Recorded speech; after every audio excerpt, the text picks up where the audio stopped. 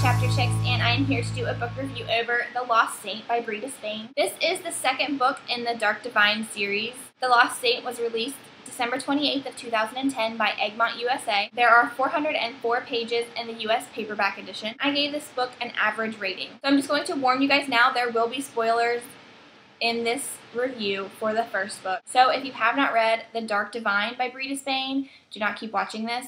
I will post a review or a link to my review of The Dark Divine up here so you guys can watch that review and check that book out before you watch this review and check this book out. There's no spoilers for The Lost Saint, so if you haven't read this yet, you're free to watch. I'm gonna talk about the cover a little bit. I mean, I like the whole ribbon thing that they have going on, but I hate the feet thing. Like, I don't want to see this lady's feet. So I hate books that have feet on the cover. She has really gross feet too, like, no offense. That's how my feet look, really long and like bony and gross, but I hate my feet, so ew. I wish they didn't have that, but I like the whole ribbon-y thing. I think it's really pretty. I like the purple and the blue, it looks really pretty, yada yada. The love of Grace's life was a werewolf. That's right. Was. Grace sacrificed herself to give Daniel the cure. But in the process, she got herself infected with the werewolf curse and lost her brother Jude along the way. Now that she's saved Daniel, she's desperate to find and save Jude. But she's convinced she can't do it unless she masters her new werewolf powers. Enter Talbot, a stranger who convinces Grace that he can help her find Jude. But the closer she gets to him, the further she gets from Daniel, her family, and herself. Let's talk about the plot. The Lost Saint picks up right where The Dark Divine left off. It doesn't actually pick up like the day after, but the more important moments after it picks right up from there. So I thought that was really cool. This book really gives a good recap to the first book. I hardly remembered anything from it, but then it gives a recap without it feeling unnatural, because sometimes, like in House of Night, if you've ever read those by PC and Kristen Cast, they give so much recap that it's a kind of unnatural feeling because you don't sit there and think about things that have happened and why you're like, oh, there was a mess, or I had a party last night and there was a big huge mess, so now I'm cleaning up. You don't think that. You just clean up. So sometimes it can feel unnatural when there's a lot of recap, but Bree Despain did a really good job of recapping the first book without making it feel that way. This book was kind of hard for me to get excited to read. I mean, it wasn't like it was bad or anything. I just couldn't, like, when I went to pick it up, I wasn't like, yes, I'm picking this up. I'm like, okay, gotta read it, gotta get it done, got other stuff I gotta read. About 100 pages into the book, it started to pick up from that boredom or that not exciting thing. And then after it picked up a couple more pages, it got exciting. And after it got exciting, it got it to where I couldn't put it down. It was all there. All that excitement was there. It was just kind of late. And that was really dumb because you want to read a book. There's some people who only read the first 50 pages, and if they're not excited, then they don't read it. And if you don't have that element when you first start off, you're probably going to lose some readers. But I just can't stand not finishing a book, so I continued to read it. And it turned out okay. It turned out really good in the end. So I'm glad that I stuck with it. So if you're feeling bored, stick with it, but it's not going to be amazing.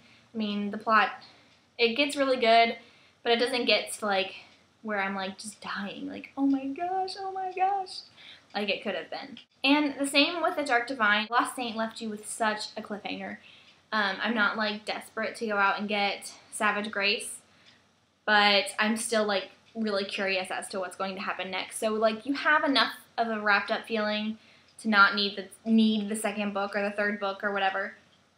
But you also are still left wanting more, so that's good. Let's talk about the characters. I really liked Grace's attitude towards Daniel in this book.